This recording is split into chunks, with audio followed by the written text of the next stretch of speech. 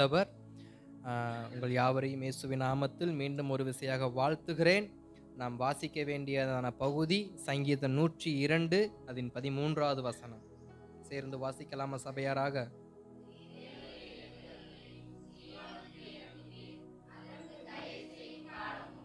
அதற்கு குறித்த நேரமும் வந்தது.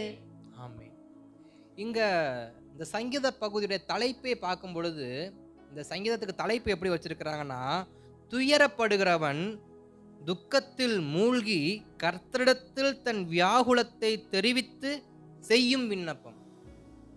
அப்ப துயரப்படுகிறவர்களும் துக்கத்தில் இருக்கிறவர்களும் கர்த்தரிடத்தில் தன்னுடைய விண்ணப்பத்தை, தன்னுடைய முறையீட்டை வைப்பது இந்த சங்கீதம் அப்படின்னு சொல்லி, அப்படிப்பட்ட சங்கீதமாக இது எழுதப்பட்டிருக்கிறது. அப்படிப்பட்ட சூழ்நிலையில் இந்த சங்கீதம் எழுதப்பட்டிருக்கிறது என்று இந்த தலைப்பு நமக்கு அழகா சொல்லுது. இதுல அந்த வார்த்தையானது, தேவரீர் எங்களுக்கு எழுந்தருளுங்கப்பா. இந்த வார்த்தையானது எனக்கு கடந்த இந்த நம்முடைய சபையின் வாக்குத்தத்தம் நான் முடிக்க போற நேரத்தில் அடுத்த வாக்குத்தத்தம் இது எனக்கு புறப்பட ஆரம்பிக்குது. என்னடா இப்பதான் ஒரு காலத்தை முடிச்சா அதுக்குள்ள அடுத்த காலத்தை கர்த்தர் ஆரம்பிக்கிறாரா அப்படின்னு சொல்லிட்டு நானே யோசிச்சுட்டு இருந்தேன். ஏற்கனவே ஏற்ற காலத்தில் அப்படிங்கிற வார்த்தையில தான் போன மாசம் ஃபுல்லா போயிட்டு இருந்தோம். இந்த மாசம் தயவு செய்யும் காலம்னு சொல்லி எனக்கு அடுத்த வார்த்தை எனக்கு போட்டார். அப்ப தேவ சமூகத்தில் இருக்கிறப்ப, கர்த்தாவே இது எப்படிப்பட்ட ஒரு ஒரு வார்த்தை என்று பார்க்கும் பொழுது, என் ஜனத்திற்கு நான் தயவு செய்யும் காலம். என் ஜனத்திற்கு நான் தயவு செய்வேன். ஏன்னா எத்தனையோ விஷயம் நம்ம தேவனுடைய சமூகத்தை, தேவனுடைய தயவு எங்களுக்கு வேணும்ப்பா, உம்முடைய கிருபை எங்களுக்கு வேணும்ப்பா, உம்முடைய அனுக்கிரகம் எனக்கு வேணும்ப்பா, உம்முடைய கண்கள் என்னைய பார்க்காதா, உம்முடைய கரம் என் மேல அமராதா, உம்முடைய வார்த்தை எனக்கு கேட்கப்படாதா, மறுபடியும் அது கோளுக்கு கீழே நான் நடத்தப்பட மாட்டேனா, மறுபடியும் உடைய மந்தியில நான் நிற்க மாட்டேனா, என்னை அந்த புல்வெளியில் நடத்த மாட்டேன். எத்தனையோ எத்தனையோ எத்தனையோ மன்றாட்டை நம் தேவ சமூகத்தில் வைத்திருப்போம். அதற்கெல்லாம் கர்த்தர் செவி கொடுத்தாரான்னு கேட்டாக்க கொஞ்சம் கம்மியா தான் இருக்கும். ஆனா இங்க ஒரு வார்த்தை சொல்லப்படுகிறது, தேவரீர் சீயோனுக்கு இறங்குவீராக. சீயோன் உமது குமாரத்தி அல்லவா, சீயோன் உமக்கு பிரியமான தேசம் அல்லவா, சீயோன் உமக்கு எவ்வளவு ஆறுதலான ஒரு காரியங்களை செய்தவங்க. சங்கீதத்தை வாசித்தவர்கள் சொல்றாங்க, அப்பா சீயோனுக்கு இறங்குங்க. ஏன் சீயோனுக்கு இறங்க மாட்டீங்க? எத்தனை விசை சீயோன் அடிபடுது, எத்தனையோ விசை சீயோன் மற்றவர்களால் மிதிக்கப்படுது. சீயோனுக்கு தயவு செய்ய மாட்டீரா, சீயோனுக்கு தயவு செய்ய மாட்டேன்னு எத்தனையோ புலம்பல் இருக்கும். இந்த அதிக சங்கீத பகுதியிலேயே 3-4 வசனத்தை வாசிங்களேன். என் நாட்கள் புகையை போல் ஒளிந்து என் எலும்புகள் ஒரு கொல்லியை போல் எரியுண்டது. என் இருதயம் புல்லை போல் வெட்டுண்டு உலர்ந்தது. என் போஜனத்தை புசிக்க மறந்தேன். என் பெருமூச்சின் சத்தத்தினால் என் எலும்புகள் என் மாம்சத்தோடு ஒட்டி கொள்கிறது.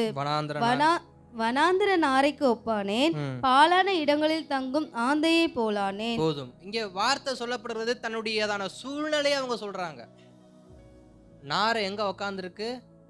வனாந்தரத்துல. வனாந்தரத்து நாரையை போல என் ஆத்துமா தனிமையில் என்ன பண்ணுது?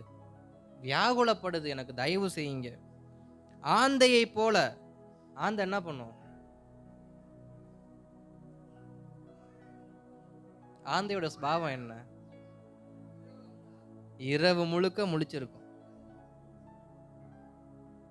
இரவு முழுக்க முழிச்சே இருக்கும். எப்ப தூங்கும் தெரியாது. இரவுல வேட்டையாடுவதற்கு வேட்டை பொருளும் கிடைக்காது. பகல்ல தான் வேட்டையாடணும். நைட்டு ஃபுல்லா என்ன பண்ணும்? முழிச்சிருக்கும். அப்ப ஆந்தைய போல என் வாழ்க்கை பகலும் ஓய்வுள்ள, இரவும் ஓய்வுள்ள, நிம்மதியற்ற ஒரு வாழ்க்கைய நான் வாழ்ந்து அலைஞ்சிக்கிட்டு இருக்கிறேன். வனாந்தரத்து நாரையை போல, ஆந்தையை போல என் வாழ்க்கை மாறி நிக்குது. எனக்கு தயவு பண்ணுங்கப்பா, எங்களுக்கு தயவு செய்யுங்கப்பா. என் எலும்புகள் மாம்சத்தோடு ஒட்டி கொண்டு இருக்கிறது. எப்போ மாம்சத்தோட எலும்பு ஒட்டும்? எலும்போடு இந்த மாம்சம் எப்போ ஒட்டும்? இந்த தோல் எப்போ ஒட்டும்? நல்லா திடகார்த்தமா இருக்கும் பொழுதா? நல்ல நிலத்தையும் கொழுப்பையும் உண்டது போல நல்லா புஷ்டியா இருக்கிறப்ப எப்போ ஒட்டும்? பசியினால். அதிக பசி எடுக்கும் பொழுது, உண்பதற்கு ஆகாரம் இல்லாமல் இருக்கும் பொழுது. நம்முடைய தேசத்தில் அப்படிப்பட்ட சில இடங்கள்லாம் இருக்கு. அந்த பிள்ளைகளை பார்க்குறப்ப நமக்கே அப்படியே உயிரோடு இருக்கிற எலும்புக்கு நடந்து வந்தால் எப்படி இருக்குமோ அது போல இருப்பாங்க. தோற்றம் அப்படி இருக்கும். ஒரு வறட்சி, ஒரு தாகம். அப்படிப்பட்ட சூழ்நிலை எலும்போட மாம்சம் என்ன பண்ணுமா? ஒட்டும். இங்க சங்கீதம் அழகா சொல்லுது, என் மாம்ச எலும்போட ஒட்டி நிக்குது. என் வாழ்க்கை அவ்வளவு வறட்சியா இருக்கு. வனாந்திர நாரையை போல, ஆந்தையை போல எனக்கு நிம்மதி இல்லாத ஒரு வாழ்க்கை நான் என்ன பண்றேன் வாழ, எனக்கு தயவு பண்ணுங்கப்பா, எனக்கு தயவு பண்ணுங்கப்பா அப்படின்னு சொல்லி அங்க புலம்புறதையும் 3வது வசனத்துல என் நாட்கள் புகையை போல இருக்குது. புகை எங்கேயாவது நிலைச்சிருக்குமா? எழும்புறப்ப குபு குபு குபு குபுன்னு தெரியும் கண்ணுக்கு. அது ஒரு தொலை தூரத்துல இருந்தாலும் அதோடைய புகையுடைய மூட்டை நமக்கு தெரியும். இப்போ கூட லாஸ் ஏஞ்சலஸ்ல ஏற்பட்ட தீ விபத்தை அங்க பார்க்குறப்ப காட்டுக்குள்ள எரியிறது, லாங்ல இருந்து பார்க்குறப்ப அந்த ஒரு புகை மூட்டத்தை என்ன பண்ண முடியுது, பார்க்க முடிஞ்சிச்சு. ஆனா அந்த புகை நிரந்தரமா இருக்குமா? அந்த புகை முழுவதும் அந்த பகுதியை மூடியே இருக்குமா? இல்ல. ஒரு காற்று அடிச்சிச்சுன்னா அந்த புகை மொத்தமா என்ன ஆயிரும், கலைஞ்சிரும். என் வாழ்க்கை புகையை போல இருக்கு. ஆரம்பம் நல்லா குப்பு குப்புன்னு தான் இருக்கு. ஆனா ஒரு ஒரு ஒரு நேரம் போகும் பொழுது, ஒரு நாள் கடந்து போகும் பொழுது அது அப்படியே கலைஞ்சிருது. என்னுடைய வாழ்க்கை எப்படிப்பட்டதை பார்த்து புகையை போல கலைஞ்சிருது. எனக்கு தயவு பண்ணுங்கப்பா அப்படின்னு சங்கீதக்காரர் என்ன பண்றாரு, இந்த சங்கீதத்தை ஆரம்பிக்கிறாரு. அடுத்து 7, 8, 9 வாசிங்களேன். வீட்டின் மேல் தனித்திருக்கும் ம் குருவியைப் போல் இருக்கிறேன். ம் நாடோறும் என் சத்துருக்கள் என்னை நிந்திக்கிறார்கள். ம் என்மேல் மூர்க்க வெறி கொண்டவர்கள் எனக்கு விரோதமாய் சாபமிடுகிறார்கள். ம் நீர் என்னை உயர தூக்கி தாழ தள்ளினீர். ம் உமது சினத்திற்கும் கடும் கோபத்திற்கும் உள்ளானேன். ஸ்தோத்திரம். இங்க சொல்றாரு, இங்க 3 காரியத்தை சொல்றாரு. நான் கர்த்தருடைய கோபத்திற்கும் ஆளானேன், நான் ஜனங்களுக்கும் உட்பட்டவனானேன், என்னுடைய தனிமையிலும் நான் சுதந்திரத்தை இழந்தவனாய் நிற்கிறேன். ஏற்கனவே நான் தூக்கத்தை குறித்து சொன்னேன். இங்க மறுபடியும் அதை தான் சொல்றாரு. நான் நித்திரை இல்லாதவனை போல என்ன பண்றேன், இருக்கிறேன். என்னுடைய வாழ்க்கையில நித்திரை என்பது காணப்பட மாட்டேங்குது. அடுத்த வசனத்துல பார்க்கும் பொழுது என் சத்துருக்கள் என்னை நிந்திக்கிறார்கள், என் மேல் மூர்க்க வெறி கொண்டு எனக்கு விரோதமாய் சாபமிடுறாங்க. வெறி கொண்டு என்ன பண்றாங்க என்னைய, நம்ம சொல்லுவோம் பாத்தீங்களா, வெறி கொண்டு தேடிக்கிட்டு இருக்கிறேன், அவன் மேல கொலை வெறியா இருக்கிறேன். எப்படி தாவீது மேல சவுலுக்கு ஒரு கொலை வெறி இருந்துச்சோ, அது போல நம்முடைய சத்துருக்கள் நம்ம மேல என்ன பண்றாங்க, எழும்பி வராங்க. நான் என்ன செய்வது எனக்கு தெரியல. எழும்பி புறப்பட்டு வராங்க. எனக்கு ஓடவும் முடியல, ஒளியவும் முடியல, எதிர்த்து போராடவும் பலன் இல்ல. ஏன்பா என் வாழ்க்கை எப்படி இருக்கு? போராட பலனற்றவனை போல என் வாழ்க்கை என்ன பண்ணுது, சாபம் இடுறாங்க, எதிர்த்து வராங்க. ஆனா என்னால எதிர்த்து என்ன பண்ண முடியல, செயல்பட முடிய மாட்டேன். என் வாழ்க்கை ஏன் இப்படி இருக்கு? அதே வசனத்துல கீழே வந்து பார்க்கிறப்ப அவர் சொல்றாரு, நான் கர்த்தருடைய பார்வைக்கு எப்படிப்பட்டவனானேன், நான் பொல்லை, நீர் என்னை தூக்கி நீர் என்னை கீழே போட்டு விட்டீர். நீர் என்னை தூக்கி நீர் என்னுடைய அக்கிரமத்தின் மிகுதல் என்னை கீழே போட்டு விட்டீர். மிகுந்த சினம் கொண்டு, கடும் கோபம் கொண்டு, அப்படிப்பட்ட மனுஷனை போல நான் உமக்கு முன்பாக எப்படிப்பட்டவன் ஆயிட்டேன், மாறிட்டேன். எனக்கு இறங்குங்கப்பா. எவ்வளவு அழகா சங்கீதம் பாடப்படுகிறது பாருங்க. நான் தப்பு பண்ணிட்டேன், எனக்கு இறங்குங்க. நம்முடைய வாழ்க்கையில நம்ம அநேக நேரத்தில் நம்ம செய்ய தவறுகிற ஒரே ஒரு விஷயம் என்ன தெரியுமா, இந்த ஒரு காரியம்தான். நான் விழுந்து போனது உண்மைதான் ஆண்டவரே, நான் தவறுனது உண்மைதான் ஆண்டவரே, எனக்கு தயவு பாராட்டுங்க, எனக்கு இரக்கம் பாராட்டுங்கப்பா அப்படின்னு அந்த அந்த ஒரு வார்த்தையை கர்த்தர் நம்மகிட்ட எதிர்பார்க்கிறார். ஏன்னா இளைய குமாரனை தகப்பன் மீட்டு கொள்வதற்கு அந்த ஒரே ஒரு வார்த்தை, என்ன வார்த்தை, உம்முடைய வீட்டில் நான் வேலைக்காரனை போலாவது என்ன பண்றேன், சுதந்திரவாளியா இருக்க வேண்டிய வீட்டில் அவன் சொல்ற வார்த்தை, நான் வேலைக்காரனை போல என்ன பண்றேன். அப்புறம் என்ன அர்த்தம், இனி உங்க கூடவே நான் என்ன பண்ணுவேன், இருப்பேன். உங்களை விட்டு நான் எங்கேயும் போக மாட்டேன். அடிமையானவனுக்கு ஒரு ஒரு அடையாளம் கொடுக்கப்படும் பழைய ஏற்பாட்டு காலத்துல. 7 வருட காலங்களாய் ஒருவனை அடிமையை வைத்துக் கொள்கலாம், சுதந்திர அந்த வருஷம் வரும்பொழுது அவனை விடுவிக்க வேண்டும். அவன் உன் குடும்பத்தின் மேல் பிரியப்பட்டு உன் குடும்பத்தோடு இருப்பான் என்றால் அவன் காதுகளை கொண்டு போய் எங்கன்னா கதவின் மேல வைத்து இரும்பினால் அவனுடைய காதுல ஒரு ஓட்டையை போட்டு அவன் என்ன பண்ணு, அவன் கூட வச்சுக்க. அடிமையாய் அல்ல, இனி அவன் அந்த வீட்டை நேசிக்க கூடியதான ஒரு ஒரு ஒரு மகனை போலவோ ஒரு சிநேகிதனை போல அவன் என்ன பண்றான், மாறப்படுகிறான். அடிமையாய் வந்தவன் குடும்பத்தின் மேல் பற்றுதல் அதிகமானது நிமித்தம் அந்த சுதந்திரத்திற்கும் அவன் உட்பட்ட ஒரு மனிதனா என்ன பண்றான், மாறுகிறான்.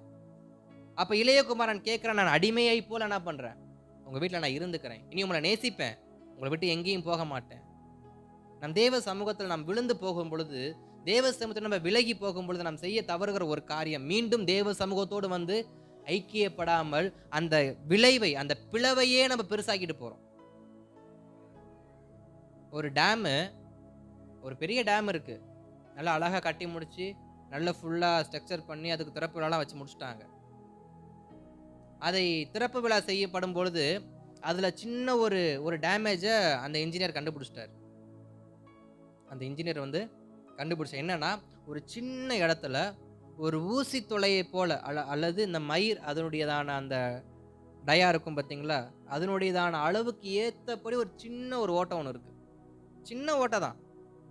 என்ன நினச்சிக்கிட்டாங்க, சின்ன ஓட்டை தானே, அதனால் எந்த ஒரு பெரிய பாதிப்பும் ஏற்படுத்தாதுன்னு சொல்லி அதை விட்டுட்டாங்க. காலப்போக்கில் நாட்கள் கடந்து போகுது, மாசங்கள் கடந்து போகுது. அந்த சிறு துளை வழியாக தண்ணீர் வடிய ஆரம்பிச்சிச்சு. ஆரம்பத்தில் தெரியல, அப்புறம் அதனுடைய தடம் தெரிய ஆரம்பிக்குது. ஒரு இடத்துல தண்ணி தொடர்ந்து சொட்டிக்கிட்டே இருந்தால் என்ன ஆகும்? பாசம் பிடிக்கும். அது வெளியில் என்ன பண்ணும்? தெரிய ஆரம்பிக்கும். அதற்கப்புறம் அது தொடர்ந்துக்கிட்டே இருக்குமாலாம் என்ன ஆகும்? அதனுடைய விரிசல்கள் விரிவாகும். அப்படிதான் நம்முடைய வாழ்க்கையில் ஆரம்பத்தில் சின்ன இடத்துல நம்ம தவறும் பொழுது அதை சரி செய்து விட்டோம் என்றால் அதனுடைய தடத்தை மற்றவருடைய கண்களுக்கு கர்த்தர் காண்பித்து கொடுக்க மாட்டார். அதனுடைய தடத்தை மற்றவருடைய கண்களுக்கு கர்த்தர் காண்பித்து கொடுக்க மாட்டார். நாம் அதை சரி செய்யாமல் இது யாருடைய கண்ணுக்கும் தெரியாது நினைச்சு செய்கிறோம் பார்த்தீங்களா? அப்படி பெருமிதம் கொண்டு போகும் பொழுது கர்த்தர் ஒரு தடமாக அதை மாற்றி விடுகிறார். எவ்வளவு தூரத்தில் இருந்து பார்த்தாலும் இந்த பச்சை அந்த பாசனுடைய கலர் நமக்கு என்ன பண்ணும்? கரெக்டா தெரியும். அது சென்டர்ல இருந்தாலும் சரி, டாப்ல இருந்தாலும் பாட்டம்ல இருந்தாலும் அதனுடைய தடமானது அதனுடைய முடிவு வரைக்கும் போகும். ஹைலைட்டே அதான். அது ஒரு இடத்தோட நிற்காது. அந்த தடமானது ஒரு குறிப்பிட்ட தூரத்தோடு நிற்காது. அதனுடைய முடிவு வரைக்கும் அது போகும். அப்படி நம்முடைய வாழ்க்கையின் முடிவு வரைக்கும் நாம் சில தவறுகளை சரி செய்யாமல் இருப்போமானால் அது அடையாளமாகவே மாறிவிடும் நம்முடைய வாழ்க்கைக்கு.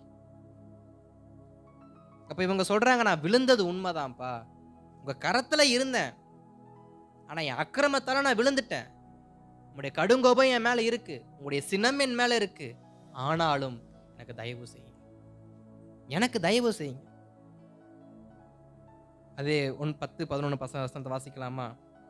ஆதலால் சாம்பலை அப்பமாக புசித்து என் பானங்களை கண்ணீரோட கலக்கிறேன்.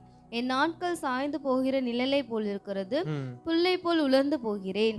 கர்த்தராகிய நீரோ என்றென்றைக்கும் இருக்கிறீர், உம்முடைய பேர் பிரஸ்தாபம் தலைமுறை தலைமுறையாக நிற்கும். என்னுடைய ஆகாரம் எப்படிப்பட்ட ஆகாரமா மாறுது? சாம்பலை போல. நான் குடிக்கிற பானங்கள் எப்படிப்பட்ட பானங்களாய் மாறுது? என் கண்ணீராய் மாறுகிறது. தேவ சமூகத்துல நம்ம ரெட்டுடுத்தி சாம்பல்ல அமர்ந்து கண்ணீர் சிந்துறது வேற. அப்படி ஒரு தேவ சமூகத்துக்கு போகாமே நம்முடைய வாழ்க்கை சாம்பல்ல உட்காந்து கண்ணீர் வடிக்கிற வாழ்க்கையா மாறினா அது எப்படிப்பட்ட வாழ்க்கையா இருக்கும்? கொஞ்சம் யோசிச்சு பாருங்க. தேவ சமூகத்துல அமர்றது வேற, ஆனா தேவ சமூகத்துல அமராமலே நம்முடைய வாழ்க்கை சாம்பல்ல உட்காரது போல நம்முடைய வாழ்க்கை கண்ணீரை போல இருந்துச்சுன்னா அந்த வாழ்க்கை எப்படிப்பட்ட வாழ்க்கையா இருக்கும்? சங்கீதக்காரன் சொல்றாரு, எனக்கு தயவு செய்யுங்கப்பா, எனக்கு தயவு செய்யுங்க. அப்பதான் வார்த்தை வருகிறது, தேவரீர் எழுந்தருளி, தேவரீர் எழுந்தருளி. இப்படிப்பட்ட வாழ்க்கையை வாழ்ந்துட்டு இருக்கேன், எழுந்தருளுங்கப்பா. தேவ சமுத்திரம் ஒரு ஜபத்தை மேற்கொள்ளலாமா? எல்லாரும் கண்களை மூடி வழக்கரத்தை உயர்த்தி, ஆண்டவரே, என் வாழ்க்கை புல்லை போல் உலர்ந்து கிடக்கு, என் வாழ்க்கை புல்லை போல் உலர்ந்து இருக்கு, என்னுடைய வாழ்க்கை எலும்போடு ஒட்டி கொண்டிருக்கிற மாம்சத்தை போல இருக்கு, என் குடும்பம் எலும்போடு ஒட்டி கொண்டிருக்கிற மாம்சத்தை போல இருக்கு. ஆண்டவரே, நான் அப்பத்தை சாம்பலை அப்பத்தை போலவும் என் பானங்களை கண்ணீரோடு நான் பருகி கொண்டு புசித்து கொண்டு இருக்கிறேன்ப்பா. ஆண்டவரே, எனக்கு தயவு செய்யுங்கப்பா, கேளுங்க, எனக்கு தயவு வேணும் ஆண்டவரே, எனக்கு தயவு வேணும்ப்பா, எனக்கு தயை வேணும்ப்பா. வனாந்திரத்து நாரையை போல அல்ல, ஆந்தையை போல அல்ல, நித்திரையற்ற குருவியை போல அல்ல, ஆண்டவரே சத்துருக்களால் நிந்திக்கப்படுகிற வாழ்க்கையாய் அல்ல. தேவரீர் எனக்கு தயவு பண்ணுங்க, என் வாழ்க்கை மாறணும், என் வாழ்க்கை மாறணும். எத்தனைபடிய வாழ்க்கை மாற வேண்டும் என்ற தேவ சமூகத்தில் கேட்குறீங்க.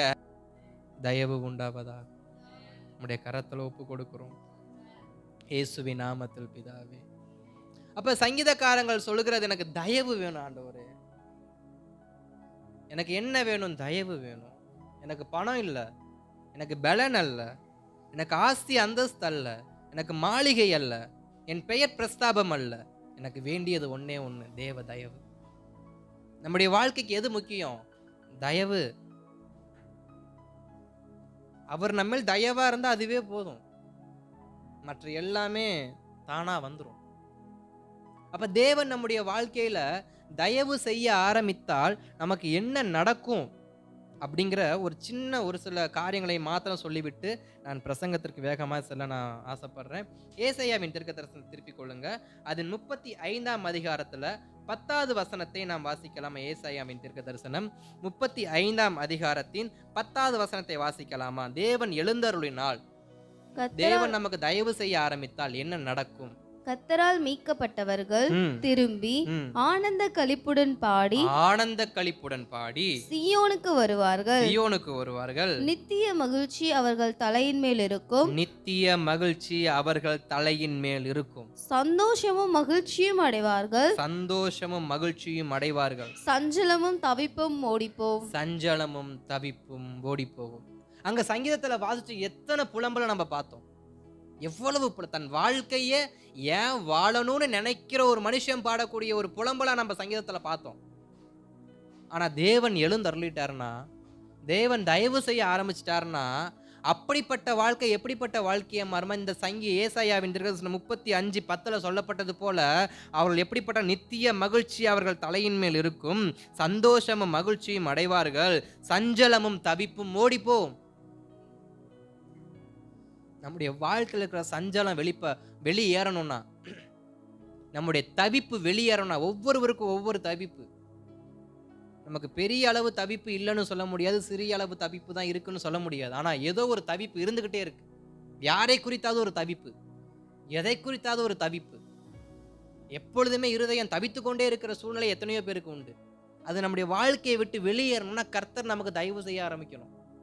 கர்த்தர் தயவு செஞ்சா மட்டும்தான் அந்த தவிப்பு நம்ம விட்டு வெளியில போகும். சில பேர் சொல்லுவாங்க, என்னமோ தலை என் மனசு படபடன்னு அடிச்சுக்குது, என் மனசு போட்டு தவிக்குது, என்னன்னு தெரியல. அப்படிப்பட்ட சூழ்நிலை மாறி நம்முடைய இருதயம் சமாதானம் அடைய வேண்டும் என்றால் தேவ தயவு நமக்கு வேணும். தேவ தயவு நமக்கு இருக்குமானால் அந்த படபடப்பு பயத்தினால் வருவது வேற, தன்னை அறியாமல் நித்திரை நேரத்தில், வேலை செய்கிற நேரத்தில், ஜெபிக்கிற நேரத்தில், சிலருடைய ஜெப நேரத்தில் பார்த்தீங்கன்னா இருதயம் படபடக்கும். ஏனே தெரியாது. ஏன் இருதயம் படபடக்குதுன்னே தெரியாது. ஏன் இருதயம் எதற்கு போய் தவிக்குதுன்னே தெரியாது. நல்லா ஜெபிக்கணும்னு ஆவில நிறைஞ்சு உக்காந்த ஒரு கொஞ்ச நேரத்திலே இருதயம் படபடக்க ஆரம்பிச்சிடும். எதையோ இருதயம் யோசிக்க ஆரம்பிச்சிடும். அந்த காரியம், இந்த காரியம், இந்த காரியம், அந்த காரியம், அவங்க இவங்க மற்றவங்க போனவங்க வந்தவங்க பேசினவங்க எல்லாமே யோசிக்க ஆரம்பிக்கும். அந்த தவிப்பு மாறணும், எனக்கு ஒரு சமாதானம் கிடைக்கணும் அப்படின்னா தேவனுடைய தயவு என் மேல இருக்கணும். தேவ தயவு என் மேல இருந்தா மட்டும் போதுங்க. நம்ம படுகிற தவிப்பெல்லாம் கர்த்தர் விரட்டிடுவார். அந்த தவிப்பு நம்ம நோக்கி வரவே வராது. இவ்வளவோ காரியங்கள் இருக்கு. தேவ தயவு மாத்திரம் எனக்கு போதும். அவருடைய நான் நித்திய மகிழ்ச்சி அடைவதற்கும், தவிப்பும் சஞ்சலமும் ஓடி போவதற்கும், என் குடும்பம் நிம்மதியா இருக்கிறதுக்கு தேவ தயவு தான் எனக்கு வேணும். அதனாலதான் சங்கீதக்காரங்கள் கேட்டாங்க, தேவரீர் எனக்கு தயவு பண்ணுங்கப்பா, என் காலத்துல எனக்கு தயவு செய்யுங்கப்பா, நீர் மௌனமா இருந்தது போதும், தயவு பண்ணுங்கப்பா அப்படின்னு சொல்லி அவங்க கெஞ்சுவதற்கு காரணம், அவர் தயவு செய்ய ஆரம்பிச்சிட்டாருன்னா இவங்க அடைகிற துன்பம் அவங்கள விட்டு வெளியில போயிடும். இவங்க தவிப்பு அவங்கள விட்டு போயிடும். இவங்களுடைய பலவீனம் அவங்கள விட்டு போயிடும். அவங்களுடைய மாமிச சுபாவம் அவங்கள விட்டு போயிடும். அப்ப நம்மிடத்தில் கர்த்தர் எப்படிப்பட்டவரா இருக்கணும்? தயவுள்ளவரா இருக்கணும். அந்த தயவுள்ளவரா இருந்தாருன்னா என்ன நடக்குமா? தவிப்பும் சஞ்சலமும் ஓடிப்போம். நித்திய மகிழ்ச்சி தலையின் மேல் இருக்கும். சாதாரண மகிழ்ச்சி அல்ல, நித்திய மகிழ்ச்சி. எப்போதும் எப்போதும் மகிழ்ச்சி.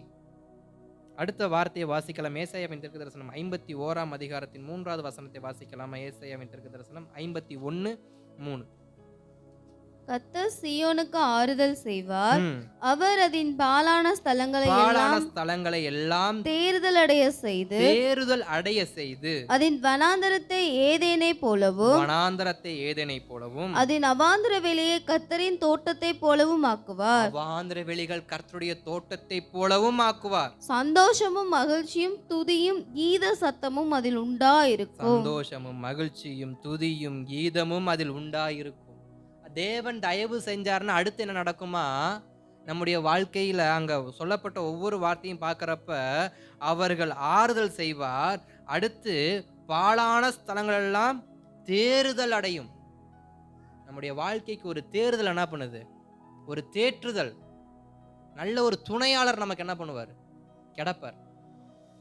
சீஷர்களுக்கு இயேசு கிறிஸ்து சொன்ன ஒரே ஒரு வார்த்தை, நான் போய் ஒரு தேற்றரவாளனை உங்களுக்கு அனுப்புகிறேன். அந்த தேற்றரவாளன் எப்ப தெரியுமா நம்ம கிடைப்பாரு? நம்ம மேல் தயவு இருந்தாதான். ஏன் தெரியுமா சில சமயம் நம்மளால அபிஷேகத்தை பெற்றுக்கொள்ள முடிய மாட்டேங்குது? நம்மளால மற்றவங்களை போல ஆவியில வைராக்கியமா வாழ முடிய மாட்டேங்குது. என்னதான் விசுவாசம் இருந்தாலும், என்னதான் ஜெபம் இருந்தாலும், அந்த ஆவியின் வைராக்கியம் ஏன் தெரியுமா நமக்கு வர மாட்டேங்குது? தயவு இல்லாததுனால. தயவு இருந்தா வைராக்கியம் பற்றி எரியும். தானியேலுக்குள்ள தைரியம், வைராக்கியம் இருக்க காரணம் என்ன? தேவ தயவு தானியேல் மேல இருக்கு. எதுனாலும் தானியேலுக்கு ஒண்ணும் ஆகாது. அதுதான் தேவ தயவு.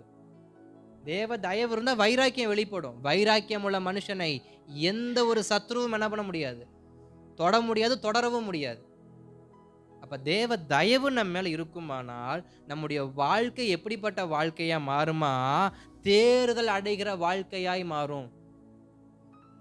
எனக்கு ஒரு ஆறுதல் வேணும், எனக்கு ஒரு தேறுதல் வேணும், என்னை தேற்றுவதற்கு யாருமே இல்லை, என்னை நம்புறதற்கு யாருமே இல்லை, என் தனிமையில் என்னை விசாரிக்க யாருமே இல்லை, நான் ஒரு ஒரு ஒரு விதமான உபத்திரவத்துக்குள்ள நான் சிக்கியிருக்கிறேன், அதை சொல்லிக்க முடியாத இடத்துல இருக்கிறேன், சொல்லத்தக்க மனுஷர்களையும் அருகில இல்லை. ஆனால் என்னுடைய இருதயத்தில் இந்த காரியத்தை நான் அறிக்கை பண்ணாததுனால, இதை நான் புலம்புவதற்கு ஒரு சரியான நபர் எனக்கு இல்லாததுனால அது என்னை பலவீனப்படுத்துகிறது. அநேகருடைய வியாதிக்கு காரணம், மனநோய்க்கு வர காரணம் தெரியும். வியாதி என்று சொல்றதை விட மனநோய் வர காரணம் தெரியுமா? சில விஷயங்களை சொல்லாம ரகசியமாவே வச்சிருப்பாங்க. அதை சொன்னா என்ன ஆகும்? இவனை நம்பி சொல்லலாமா? ஏதாவது பண்ணிடுவாங்களா?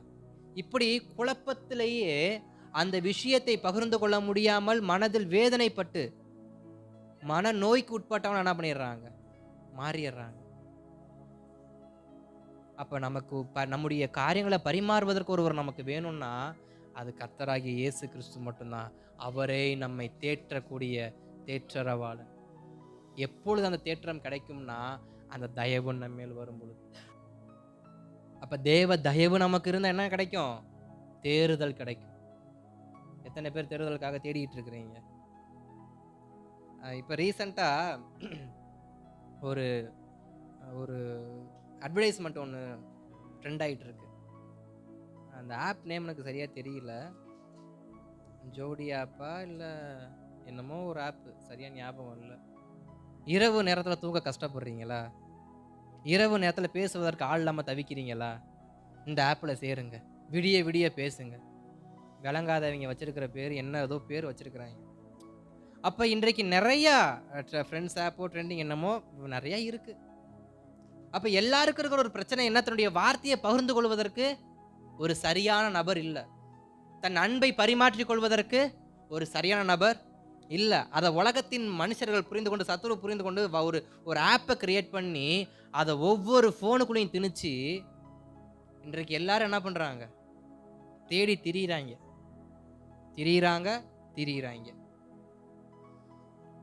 ஆனா வேதம் சொல்லுகிறது, என் தயவு உனக்கு இருக்குமானா நீ யாரையும் தேடி தெரிய வேணாம், நானே உனக்கு ஆறுதலா இருப்பேன், நானே உன்னை தேற்றக்கூடிய தேற்றரவாளனா இருப்பேன். என் தயவுக்காக காத்துரு, என் தயவை நம்பி அமர்ந்துரு, நான் உன்னை தேர்தல் அடைய பண்றேன். நீ ஆப்ல தேடி எவனையும் போக வேணாம், நீ எந்த மனுஷனையும் ஊர் நாட்டை தேடி போக வேணாம், நீ இருக்கிற இடத்துல நான் ஆறுதல் படுத்துவேன். சவுல் ராஜா தனக்கு ஆறுதல் வேண்டும் என்று சொல்லி அநேகரை தேடி திரிஞ்சான், அநேக மனுஷங்களை தேடி திரிஞ்சான். ஆனா தாவீது தன்னுடைய ஆறுதலுக்காக தேடின ஒரே இடம் தேவ சமூகம் மட்டும்தான். அப்ப ஆறுதல் எங்க இருக்கு? தேறுதல் எங்க கிடைக்குது? தேவ சமூகத்துல மட்டும்தான். அதை நான் மறந்து தேடிக்கிட்டு இருக்கோம். உங்க இருதயம் ஆறுதல் அடையலன்னா தேவ சமூகத்துல உட்காருங்க, எனக்கு தயவு பாராட்டுங்கப்பா, நான் தேறுதல் அடைய எனக்கு தயவு பாராட்டு. சில குமுறர்கள் நம்மளை பலவிதமான தீமையான பாதையில் நடத்துவதை இப்படிப்பட்ட சுபாவம் தான், இப்படிப்பட்ட குழப்பமான நிலைமை தான். அந்த விஷயத்தை மனசுல போட்டு வச்சு வச்சு வச்சு வச்சு அதை முள்ளவும் முடியாம, முழுங்கவும் முடியாம, துப்பவும் முடியாம, கக்கவும் முடியாம, அதை மறக்கவும் முடியாம, அதுக்கப்புறம் நம்ம அதை மறக்கிறதுக்கு எடுத்துக்கிறதான காரியங்கள் இருக்கு பார்த்தீங்களா? அதுதான் தீமையான பாதையை வருவிக்கக்கூடியதான சூழ்நிலைகள். எப்போ ஒரு மனுஷன் தீமையான பாதையை தேர்ந்தெடுப்பான்? அவனுடைய இருதயம் அவனுடைய சிந்தை எப்பொழுது குழப்பம் அடைஞ்சு தெளிவற்ற நிலையில இருக்குதோ அப்பொழுதுடைய பாதை தீமையை தேடிதான் போகும். குழப்பத்தோடு இருக்கிறனுடைய ஒரு சிந்தை நல்லதை தேடி போகாது. ஏன்னா இளையகுமாரனுடைய சிந்தை 2 விதமான சிந்தையை நம்ம அந்த வேத பகுதியில் பார்க்கலாம். ஒன்று குழப்பம் அடைந்த சிந்தை, இரண்டாவது புத்தி தெளிந்த சிந்தை. புத்தி தெளிவு இல்லாமல் இருக்கும் பொழுது நம்முடைய பாதை தீமையானதை நோக்கி தான் போகும். அப்ப நம்முடைய புத்தி தெளியணும் அப்படின்னா தயவு தான் வேணும். நம்முடைய புத்தி தெளியணும்னா தேவ தயவு தான் நம்மளுடைய புத்தியை தெளிய பண்ணும். அப்ப புத்தி தெளியாம இருந்தா பலவிதமான தீமையான பாதைக்கு போவோம். புத்தி தெளிஞ்ச அப்பா வீட்டுக்கு மட்டும்தான் போவோம், வேற எந்த வீட்டையும் தேடி போக மாட்டோம். இன்றைக்கு நம்முடைய பாதைகள் பலவிதமான கோணலும் மாறுபடா இருக்கா, தயவுக்காக காத்துருங்க. அவர் அதான் நான் தயவு பண்றேன், சீயோனுக்கு தயவு செய்யற காலம் உண்டு, அது குறித்த நேரம் ஒன்று உண்டு, நான் தயவு செய்வேன். அது எப்போன்றத நான் அந்த பிரசங்கத்துடைய முடிவில் நான் சொல்றேன். அதே போல ஏசாயாவின் அதே 51:11 வசனத்தை வாசிங்களேன். அப்படியே கர்த்தரால் மீட்கப்பட்டவர்கள் ஆனந்த களிப்புடன் பாடி சீயோனுக்கு திரும்பி வருவார்கள். நித்திய மகிழ்ச்சி அவர்கள் தலையின் மேல் இருக்கும். சந்தோஷமும் மகிழ்ச்சியும் அடைவார்கள். சஞ்சலமும் தவிப்பும் ஓடிப்போம். அவங்க சொல்ற இதே வார்த்தை இதுக்கு முன்னாடி நம்ம என்ன பண்ணோம், வாசிச்சோம். இங்க மறுபடியும் அதே வாசனத்தை சொல்றாங்க. எல்லாமே அவங்க வாழ்க்கையை விட்டு என்ன பண்ணும், ஓடி போகும். தவிப்பு, சஞ்சலம், மனக்கவலை, மனக்லேசம் எல்லாம் ஓடும். எப்ப தயவு பாராட்டினா. நெகேமியா அழுது கொண்டு இருந்தாரு. எங்க அழுதுகிட்டு இருந்தாரு? தேவனுடைய ராஜானுடைய அரண்மனைக்குள்ள அழுதுகிட்டு இருந்தார். இருதயம் ஆறுதல் அடையல, இருதயம் தேறுதல் அடையல. அழுகிறாரு அழுதுகிட்டே இருக்கிறாரு. எப்ப தெரியுமா அவருடைய அழுகைக்கு ஸ்தோத்திரம் ஒரு முற்றுப்புள்ளி வந்தது? தேவ சமூகத்தை நோக்கி, நான் ராஜா கிட்ட பேச போறேன், எனக்கு தயவு பாராட்டுங்க. நான் ராஜா கிட்ட பேச போறேன், எனக்கு தயவு பாராட்டுங்க. அப்ப தயவு இருந்தா நமக்கு எல்லாமே நம்ம வாழ்க்கையை விட்டு ஓடிடும், எதுவுமே நம்மளை தொடராது. தயவு இருக்க போய் தான் தொடர்ந்து வந்த லாபானே என்ன பண்ணாரு, திரும்பி போனாரு. யாருக்கு தயவு இருந்ததுனால? யாக்கோபுக்கு தயவு இருந்ததுனால தான் தன்னை விரட்டி வந்த லாபானையும் கர்த்தர் விரட்ட வச்சார். தயவு இருந்தா போதும், தைரியம் வேணாம், தயவு இருந்தா போதும். இன்னைக்கு நம்ம நினைக்கிறோம் தைரியமானவனா இருந்தா போதும்.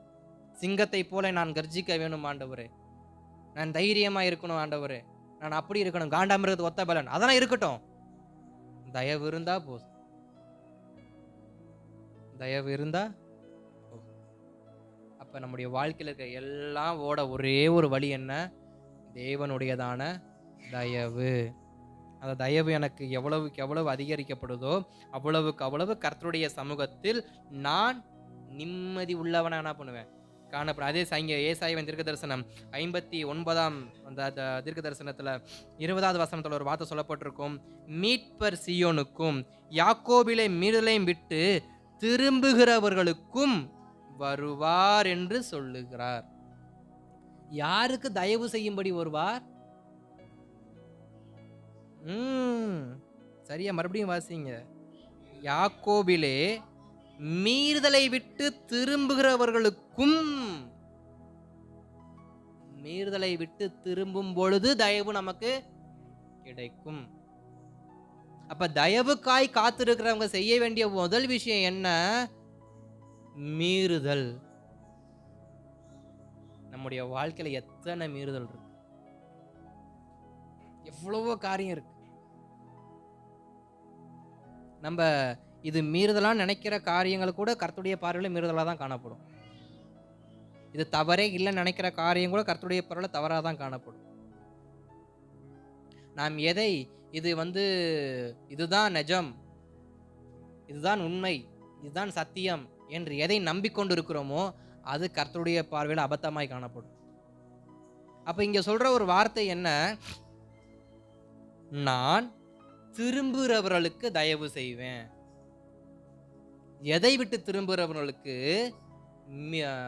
மீறுதல்களை விட்டு திரும்புகிறவர்களுக்கு நான் தயவு செய்வேன். வீட்டில் போய் கொஞ்சம் யோசிங்க, இல்லை உங்க தனி ஜபத்துல கொஞ்சம் யோசிங்க. என் மீறுதல் என்னன்னு இருக்கு?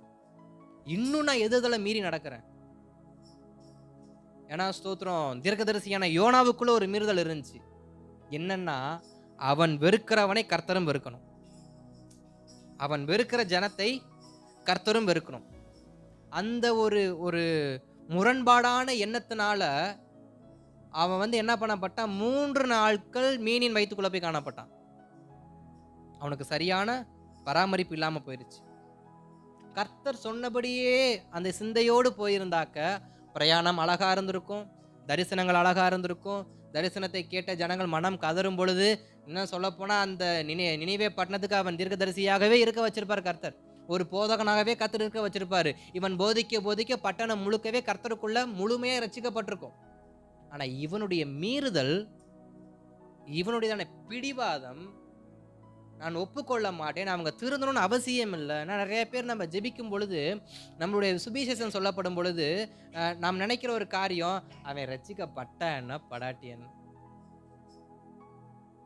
அவன் ரட்சிக்கப்பட்ட என்ன, அவனை திருந்தவே மாட்டாங்க. ஜெபிக்க சொன்னா கூட சொல்ற ஒரு வார்த்தை, அவங்களாம் ஜெபிச்சு வேஸ்ட்டுங்க பாஸ்டர், திருந்த மாட்டாங்க, அந்த குடும்பமே அப்படித்தான் பாஸ்டர், அந்த அவன் அப்படித்தான், அந்த தெரு. இதெல்லாம் கிடையாது. நம்மளை ஜெபிக்க சொல்றாருன்னா ஜெபிக்கணும். சுவிசேஷம் சொல்ல சொன்னா சுவிசேஷம் சொல்லணும். வசனத்தை வியாக்கியானம் பண்ண சொன்னா வசனத்தை வியாக்கியானம் பண்ணணும். உன் கூட நான் நின்று பேச மாட்டேன்னு சொல்லி கர்த்தருடைய காரியத்தை நம்ம தட்டி கழிப்போமானால் மீன் வயிற்றுக்குள்ள தான் போய் உட்காந்துருக்கணும். அப்புறம் நம்முடைய பிரயாணங்கள் சுலபமா மாறாது.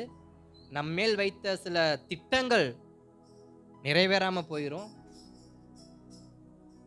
யோனா மட்டும் ஒழுங்கா போயிருந்தா ராஜாவின் அரண்மனையில போய் என்ன பண்ணிருக்கலாம், தூங்கி இருக்கலாம். இவன் முரண்டு பிடிச்சாலும் எங்க போய் படுத்து கிடந்தான், எங்க தூங்கணும், நித்திரை பண்ணிக்கிட்டு இருந்தான். ஆமணக்கு செடிக்கு கீழே படுத்துக்கிட்டு சரியான நிழல் இல்லாம வெயில் வராத அரிச்சு போக அவனுடைய வாழ்க்கை என்ன ஆயிடுச்சு, கொஞ்சம் கஷ்டமாயிருச்சு. ஒரு கம்ஃபர்டபுள் ஜோன் இல்லாம அவனுடைய வாழ்க்கை என்ன ஆயிடுச்சு. ஏன் இந்த கம்ஃபர்டபுள் ஜோன் நம்முடைய வாழ்க்கையில கிடைக்க மாட்டேங்குது? அநேக நேரத்துல மீறி நடக்கிறதுனால, கர்த்தருடைய வார்த்தையை மீறி நடக்கிறதுனால நம்முடைய வாழ்க்கை ஒரு கம்ஃபர்ட் ஜோனுக்குள்ள என்ன பண்ண மாட்டேங்குது, ஒரு பாதுகாப்பின் அரணுக்குள் நம்முடைய வாழ்க்கை என்ன பண்ண மாட்டேங்குது, வர மாட்டேங்குது. நம்முடைய வாழ்க்கை, நம்முடைய பிள்ளைகள், நம்முடையதான தரிசனம், நம்முடையதான ஆவிக்குரிய வாழ்க்கை ஒரு பராமரிப்பான வளையத்துக்குள் வர வேண்டும் என்றால் நமக்குள் இருக்கிற தேவ மீறல்கள் வெளியேற்றப்பட வேண்டும். தேவனுக்கேற்ற மீறல்கள் வெளியேற்றப்படுமானால் தேவனுடைய வார்த்தை நமக்குள் வரும். தேவனுடைய வார்த்தை நமக்குள் வருமானால் நம்முடைய வாழ்க்கை கம்ஃபர்ட் ஜோனா மாறும், பராமரிக்கப்பட்ட வாழ்க்கையா மாறும். உண்மைதானே? யோனா மட்டும் ஒழுங்கா போயிருந்தானா, யோனாவுடைய வார்த்தையை கேட்டு தரையில விழுந்தவன் யோனாவுக்கு ஒரு ரூம் கொடுத்துருக்க மாட்டான், யோனாவுக்கு நல்ல சாப்பாடு கொடுத்துருக்க மாட்டான், நல்ல ஒரு நல்ல இலவம் மஞ்சு உள்ள மெத்தையை கொடுத்துருக்க மாட்டான், போத்திய கம்பளி கொடுத்துருக்க மாட்டான், வெயிலும் தெரியாம குளிரும் தெரியாம நிம்மதியா தூங்கியிருக்கலாமா? அவனுடைய பிரயாண களைப்பு, யோனாவுடைய களைப்பு உங்களுக்கு நல்லா தெரிஞ்சிருக்கும். சாதாரணமாக ஒரு டிராவல் பண்ண நம்முடைய வாழ்க்கை வெந்து போயிடும். இவன் மீன் வயிற்றுக்குள்ள டிராவல் பண்ணியிருக்கிறான் 3 நாள். டிராவல் பண்ணி இறங்கின வேகத்துக்கு நினிவேக்குள்ள போய் தரிசனம் சொன்னா அவன் உடம்பு எவ்வளவு சோர்ந்திருக்கும். அத்தனை சோர்வோட அவன் படுத்து தூங்குறான். சூரியன் உதிக்குது, தூக்கம் கலையுது, நிம்மதி இல்லை. அதுதான் சொல்லிட்டேன், முழுசா சொன்ன ஒரு கம்ஃபர்ட் வேணும் அப்படின்னா தேவ வார்த்தைக்கு கீழ்ப்படிஞ்சு மீறுதல்கள் நம்முடைய வாழ்க்கையை விட்டு விலக்கப்படும் பொழுது நம்முடைய வாழ்க்கை ஆரோக்கியமான வாழ்க்கையாக மாறும், நம்முடைய வாழ்க்கை பாதுகாக்கப்பட்ட வாழ்க்கையாக மாறும். இன்னும் சொல்ல போனா நம்முடைய வாழ்க்கை நல்ல ஒரு சொகுசான வாழ்க்கையான மாறும்.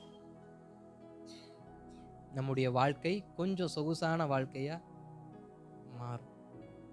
இல்லை என்றால் ஆமணக்கு செடி கீழே போய் தலையை வச்சு படுத்துக்கிட்டு விரிக்கிறதுக்கு ஒன்றும் இல்லை, போத்திக்கிறதுக்கு ஒன்றும் இல்லைன்ற, தலைக்கும் ஒன்றும் இல்லைன்ற கதையை என்ன பண்ணுறோம், நீதான் நம்முடைய வாழ்க்கை மாறும். அல்லேலூயா, ஸ்தோத்திரம். அப்போ தேவன் தயவு செய்வதற்கு நாம் என்ன செய்யணுமா, நம் மீறுதல்களை விட்டு நாம் வெளியே வர வேண்டும். நம்முடைய மீறுதல்களை விட்டு நாம் வெளியே வர வேண்டும். அதே போல 2வது காரியம் என்னவென்றால், யோவானின் சுவிசேஷம் 7:6 வாசிங்களேன். யோவானின் சுவிசேஷம் 7:6.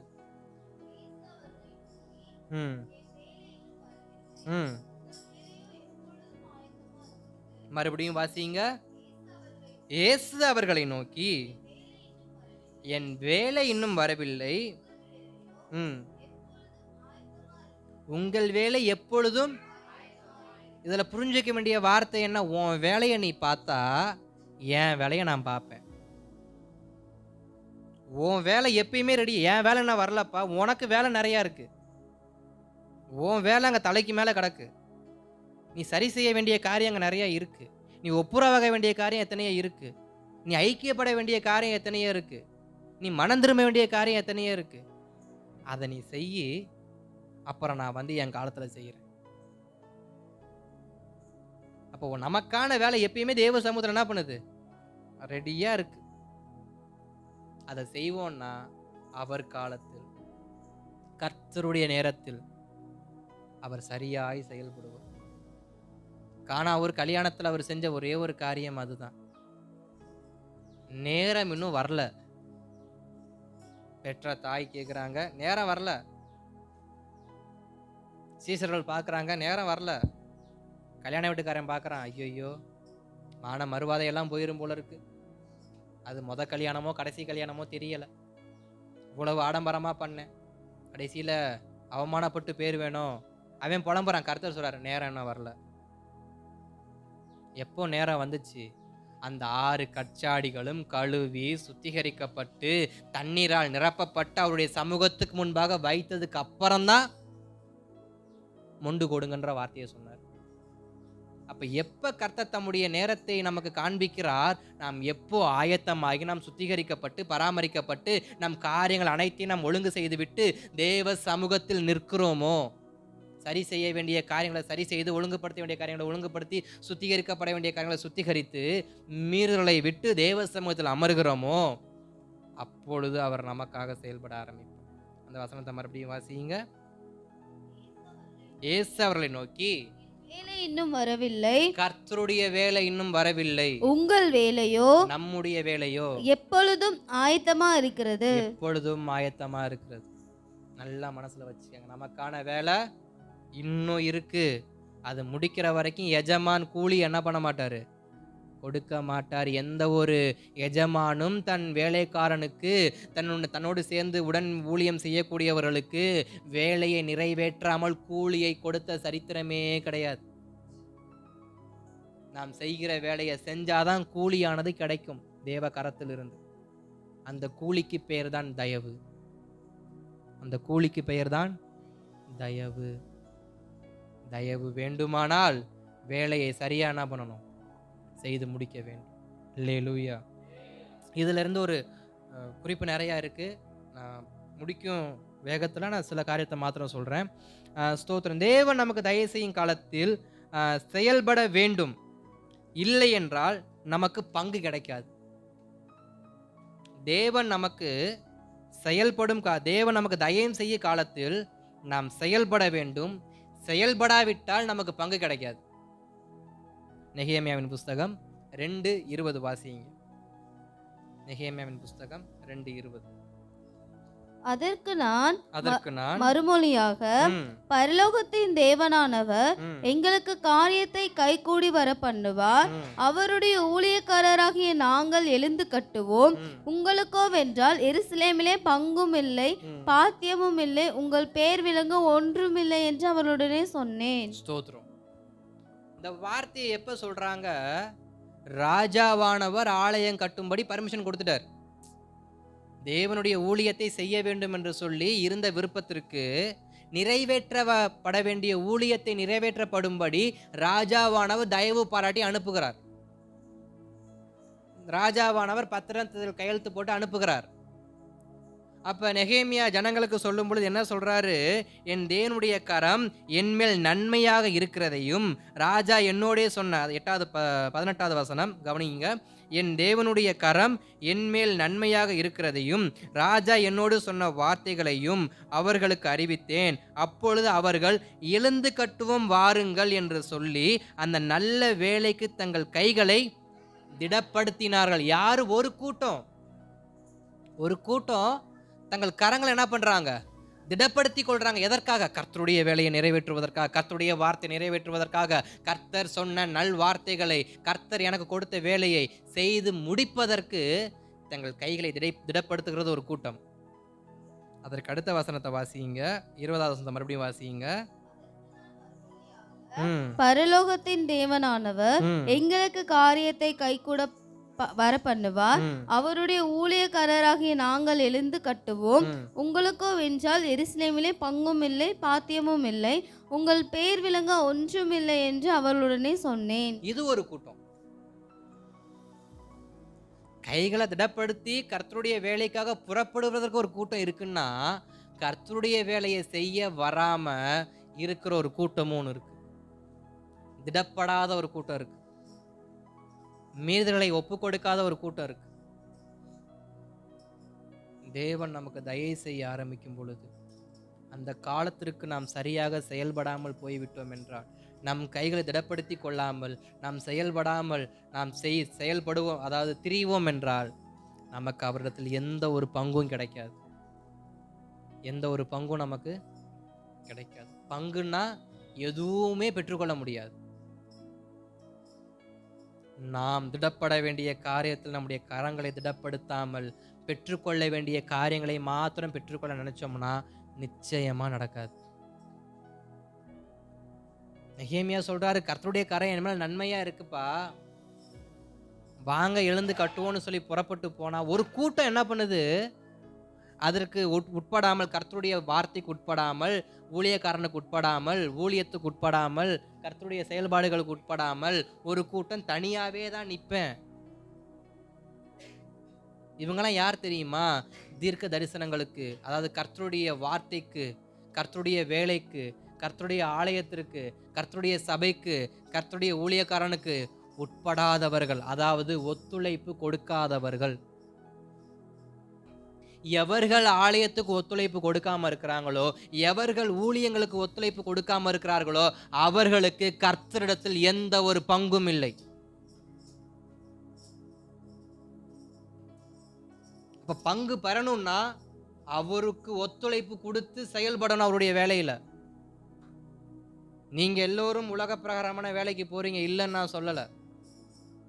நாம் எல்லோரும், நானும் உலக பிரகாரமான வேலைக்கு போனவன் தான்.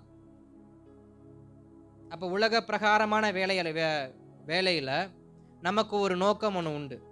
முன்பு சொன்னது தான், ஒரு மேஸ்திரிக்கிட்டேயோ ஒரு மேனேஜர்கிட்டையோ ஒரு ஹெச்ஆர் கிட்டையோ நம்ம வேலைக்கு ஜாயின் பண்ணுறோன்னா, அவங்க சொல்கிற வேலையை நம்ம செய்து முடித்தாதான் நமக்கான ஊதியம் நம்முடைய கரத்தில் கிடைக்கும். இல்லை என்றால் அதற்கான ஊதியம் நம்முடைய கரத்தில் வராது. அப்போ நிறைவேற்றப்படாமலே ஒரு வேலைக்கான கூலியை நம்மளால் பெற்றுக்கொள்ள முடியாது. அப்ப கர்த்தருடைய ஊழியமும் நம்முடைய வாழ்க்கையில் ஒரு பங்கு.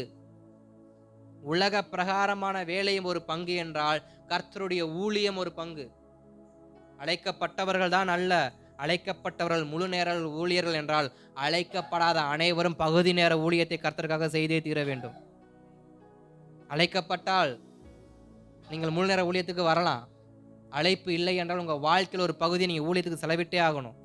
அது சபைக்கு உட்பட்ட காரியமாக இருக்கலாம், அல்லது சுவிசேஷ சம்பந்தப்பட்ட காரியமாக இருக்கலாம், அல்லது ஆலயம் சம்பந்தப்பட்ட காரியமாக இருக்கலாம், அல்லது ஊழியக்காரனுக்கும் ஊழியக்காரிக்கும் தோள் கொடுத்து செயல்படக்கூடிய வேலையாக கூட இருக்கலாம். ஏதோ ஒரு வேலையை கர்த்தருக்காக செய்தே தீர வேண்டும். இந்த கூட்டம் எல்லாமே பாபிலோன் தேசத்தில் தங்கள் வேலையை செய்து கொண்டிருந்தவங்க தான். ஏன்னா 70 வருஷம் அங்கே தான் குடியிருக்கிறாங்க. அங்கே ஒரு வேலை அவங்களுக்கு போட்டு கொடுத்துட்டாங்க, அங்கே ஒரு வீடு கட்டி கொடுத்துட்டாங்க, அங்கே ஒரு வருமானம் கிடைச்சிக்கிட்டு இருக்கு. ஆனாலும் அதன் மத்தியிலும் கர்த்தருடைய வேலையை செய்வதற்கு ஒரு கூட்டம் என்ன பண்ணுது, புறப்படுது. ஒரு கூட்டம் அந்த வேலையை செய்ய மாட்டேன்னு புறப்படுது. வேலை செஞ்சவனுக்கு கர்த்தர் ஊதியத்தை கொடுத்தார், தயவை கொடுத்தார், கிருபையை கொடுத்தார், சமாதானத்தை கொடுத்தார். தத்தளிப்பின் பாத்திரத்தை அவன் கரத்திலிருந்து எடுத்து போட்டார். தவிப்பும் சஞ்சலத்தையும் அவன் வாழ்க்கையிலிருந்து எடுத்து போட்டார். அதை அவனுக்கு ஊதியமாய் கர்த்தர் கொடுத்தார். அவன் செய்த வேலைக்கான கூலியாய் கர்த்தர் கொடுத்தார். அப்ப நம்முடைய வாழ்க்கையில பணம் இருக்கு, நிம்மதி சமாதானம் இல்லைன்னா அது கர்த்தர் தான் கொடுக்கணும். பணத்தை, நிம்மதி பணம் வாங்கி தராது, சந்தோஷத்தை பணம் வாங்கி தராது, தூக்கத்தை பணம் வாங்கி தராது. தூக்க மாத்திரையான வாங்கி தரும், தூக்கத்தை என்ன பண்ணாது, பணம் வாங்கி தராது. இதெல்லாம் யார் தருவா? தேவன் தான் தரணும். அதுக்கு அவருடைய வேலையை நம்ம செய்யணும். உலக பிரகாரமான வேலை செய்யும் பொழுது உலக பிரகாரமான பணம் கிடைக்கும், பொருள் கிடைக்கும், பொருளாதாரம் கிடைக்கும், வீடு கிடைக்கும், வண்டி கிடைக்கும், எல்லாம் கிடைக்கும். ஆனால் சந்தோஷம், நிம்மதி, சமாதானம் எதுவுமே கிடைக்கலன்னா கர்த்தருடைய வேலையை நான் இன்னும் செய்யலைன்னு அர்த்தம். ஏன்னா கர்த்தருடைய வேலையை செய்யாதவனுக்கு கர்த்தரிடத்துல பங்கு கிடையாது. அவரை அண்டிக் கொள்கிற யாவரும் பாக்கியவான்கள். அப்ப நெகேமியாவோட ஒரு கூட்டம் புறப்படுது, ஒரு கூட்டம் புறப்படல. இன்றைக்கு நாம் எந்த கூட்டத்தோட இருக்கிறோம்? நெகேமியாவோடு புறப்படுகிற கூட்டத்தில் இருக்கிறோமா? அப்படி புறப்பட்டு போய் பங்கை பெற்றுக்கொள்ளக்கூடிய கூட்டமா இருக்கிறோமா? இல்லை, நான் போக மாட்டேன், எனக்கு வேலை தான் முக்கியம், எனக்கு பாபிலோன்ல இருக்கிற வேலை தான் முக்கியம், அப்படி அந்த வேலைக்கு முக்கியத்துவப்படுத்தி கர்த்தரிடத்தில் பங்கை நாம் இழந்து விடுகிறோமா? கொஞ்சம் நாம் என்ன பண்ணணும்? நிதானிக்கணும். பங்கு வேணும் என்றால் அவருடைய வேலையை செய்தே ஆக வேண்டும். இல்லைன்னா அவர் நோ அப்ஜெக்ஷன் கொடுக்கவே மாட்டார். அவர் கட்டாயப்படுத்தவே மாட்டார். அழைப்பு கொடுப்பாரு, கட்டாயப்படுத்தலை அனுபவிச்சு விட அனுப்பிச்சி விட்டுருவார். அப்படி அனுபவிச்சு போய் அனுபவிச்சு வந்தவங்க எத்தனையோ பேர் இருக்கிறாங்க. ஒரு தேவ மனிதனுக்கு நான் ஏற்கனவே சொல்லியிருக்கேன்னு நினைக்கிறேன், கர்த்தருடைய அழைப்பு வந்துச்சு. அந்த தேவ மனிதரோ பேங்க்ல வேலை செய்யக்கூடிய ஒரு நல்ல ஒரு மேனேஜர் போஸ்டில் இருக்கிறவர் பகுதி நேரமா கர்த்தருக்கு ஊழியம் செய்து கொண்டிருந்தார். கர்த்தரோ அவரை முழு நேர ஊழியத்துக்காக அழைத்தார். அவரோ முழு நேர ஊழியம் நமக்கு ஒத்து வராது. இந்த சபையை கட்டிட்டு அழுகுறதெல்லாம் நமக்கு ஒத்து வராது. நான் வேலை செய்கிறேன், எப்பயும் போல பகுதி நேரம் ஊழியம் செய்கிறேன், சபைக்கு என் பங்கை நான் கொடுக்குறேன், ஸ்டாப் பண்ணிட்டேன். கர்த்தர் பேசி பேசி பார்த்தாரு, கேட்கவே இல்லை. இவங்க இந்த தேவ மனிதன் ஊருக்கு, அதாவது வேலைக்கு போகணும் அப்படின்னா ஒரு தண்டவாளத்தை தாண்டி தான் என்ன பண்ணணும், போகணும். எப்பயுமே அங்கே ஒரு கூட்ஸ் ட்ரெயின் என்ன பண்ணுமா, இவர் போகிற டைமுக்கு நிற்குமா. இவங்க என்ன பண்ணுவாங்க, அந்த கூட்ஸ் ட்ரெயின் மேலே ஏறி அங்கிட்டு இறங்குவோம். நம்ம இறங்குவோம் பார்த்தீங்களா, சில சமயத்தில் இந்த பக்கம் வாசல் ஏறி அந்த பக்கம் வாசல் இறங்கி அந்த பக்கம் இருக்கிற பிளாட்ஃபார்முக்கு போயிடுவோம். அது மாதிரி எப்பயுமே இவர் இந்த கூட்ஸ் ட்ரெயினை கிராஸ் பண்ணி போகிறப்ப அந்த அன்னைக்கு ஏறும் பொழுது தடுமாறி கீழே விழுந்துட்டார்.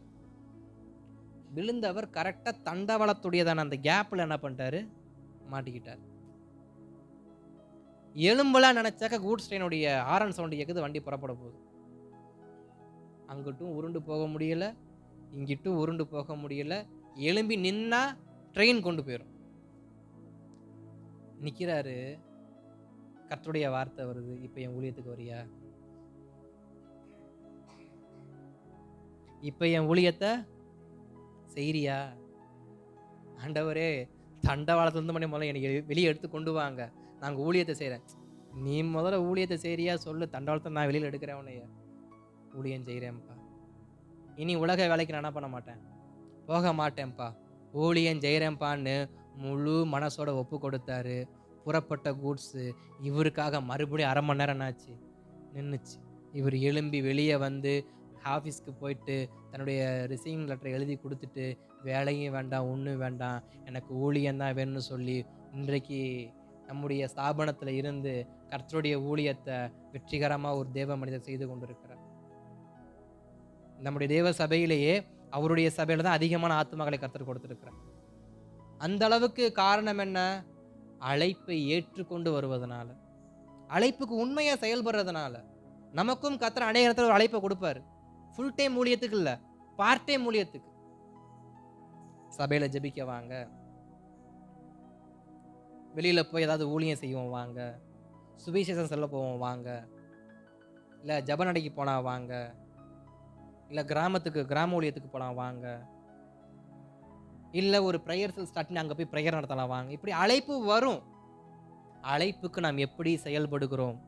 தட்டி கழிக்கிறோமா, இல்லை தக்க வைத்துக் கொள்கிறோமா? தக்க வைத்தவனுக்கு பாத்திரம் கிடைக்கும், பங்கு கிடைக்கும். தட்டி கழிக்கிறவனுக்கு பாத்திரமும் கிடைக்காது, பங்கும் கிடைக்காது. அல்லேலூயா, கர்த்தர் நல்லவர். இரண்டாவதாக, அப்ப முதலாவது, தயவு செய்யும் காலத்தில் நாம் செயல்பட வேண்டும், இல்லை என்றால் பங்கும் கிடைக்காது, பாத்திரமும் கிடைக்காது. இரண்டாவது சங்கீதம் 74:3 வாசிக்கலாமா?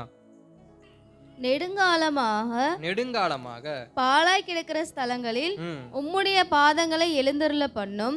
பரிசுத்த தலத்திலே சத்துரு அனைத்தையும் கெடுத்து போட்டான். நம்முடைய வாழ்க்கையில சத்துரு களைத்து போட்ட, கெடுத்து போட்ட அத்தனையும் சரி செய்யப்படுவதற்கு தேவனுடைய தயவு தான் வேணும்.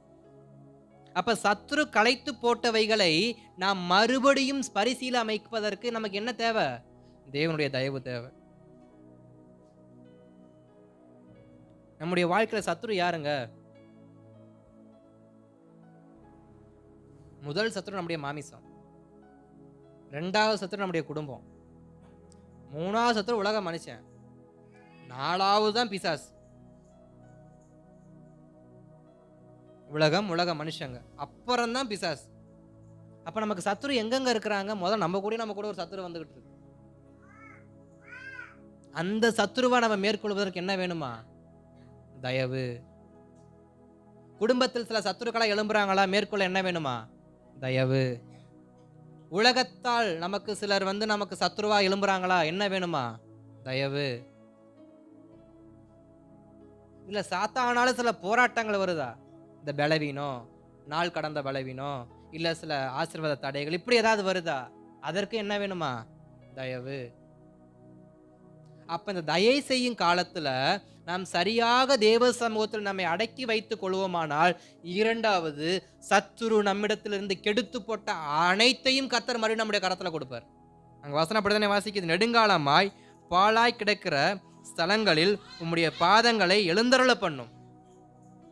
நீர் எழுந்தருளினால் பரிசுத்த ஸ்தலத்திலே சத்துரு அனைத்தையும் கெடுத்து போட்டான். அவன் கெடுத்து போட்ட அனைத்தையும் நாம் மறுபடியும் பெற்றுக்கொள்வதற்கு தேவன் நம்முடைய வாழ்க்கையில எழுந்தருள வேண்டும்.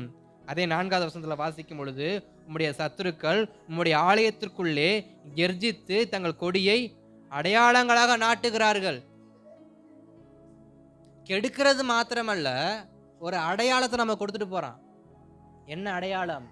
இவன் தேவனுடைய பிள்ளை அல்ல, இவன் சாதாரண மனுஷன், இவன் கிருபை பெற்றவன் அல்ல, இவன் தயவு பெற்றவன் அல்ல, இவன் இரக்கம் பெற்றவன் அல்ல, இன்னும் சொல்ல போனால் இவன் அழைப்பும் இல்லை, அபிஷேகமும் இல்லை, இவன் ஒன்றும் இல்லை, இவன் என்னுடையவன் என்ற அடையாளத்தை என்ன பண்றான்? சத்துரு இன்னைக்கு அநேகருக்கு கொடுத்துட்றான். காரணம், தேவனுக்காய் செயல்படாம போறது. அந்த காலத்திற்கு நம்ம சரியா நம்மளை ஒப்புக்கொடாமல் நாம் உலகத்தோடு போறதுனால நமக்கு ஒரு அடையாளம் என்ன தெரியுமா இப்ப கொடுத்துட்டாங்க சத்துரு? இவன் தேவனுக்குரியவன் அல்ல, இவன் எனக்குரியவன். இவன் சபைக்குரியவன் அல்ல, இவன் எனக்குரியவன்.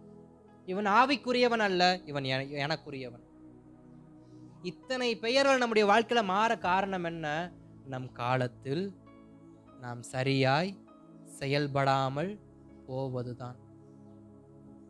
அப்ப 2வது, சத்துரு கெடுத்து போட்ட அனைத்தையும் நாம் சரிப்படுத்துவத தேவ தயவால தான் முடியும். யோபு புஸ்தகத்தில் ஒரு வார்த்தை உண்டு. என்ன வார்த்தை என்றால், ஒரு மரமானது உண்டு. அந்த வசனத்தை எடுத்தவங்க வாசிங்க. ஒரு மரமானது உண்டு. அந்த மரம் வெட்டப்பட்டது. வெட்டப்பட்ட மரம் பட்டு போனது. அந்த மரத்தினுடைய வேரோ பூமிக்குள் இருக்கிறது. ஒரு நாள் அது தண்ணீரின் வாசனை அதனுடைய மூக்குக்கு அதனுடைய வேரின் மேல் படும் பொழுது அதன் இளங்கிளை மறுபடியும் என்ன பண்ணும்? துளிர்க்கும். அப்போ ஒரு மரத்தின் மேல் ஒரு நம்பிக்கை உண்டு, மரத்தை குறித்து ஒரு நம்பிக்கை உண்டு. என்ன நம்பிக்கை? அது வெட்டப்பட்டாலும் அதனுடைய வேர்கள் தண்ணீரின் வாசனை பட்டால் மறுபடியும் துளிர்க்கும். மரம் எப்ப வெட்டப்படும்? ஆவிக்குரிய ரீதியில கேட்கல, நார்மலா கேட்கிறேன். ஒரு மரம் எப்ப வெட்டப்படும்? ஒரு மரம் எதனால் வெட்டப்படும்? பட்டு போனா வெட்டப்படும். அது எதுவுமே கொடுக்காத மரமா இருந்தா வெட்டப்படும். சொல்லுங்க. தண்ணீர்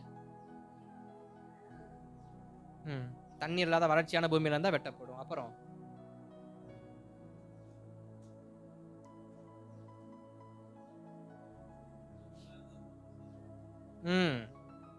மேஜை, நாற்காலி, சேரு, இப்படிப்பட்டதான உபகரணங்கள் செய்வதற்கு மரமானது வெட்டப்படும்.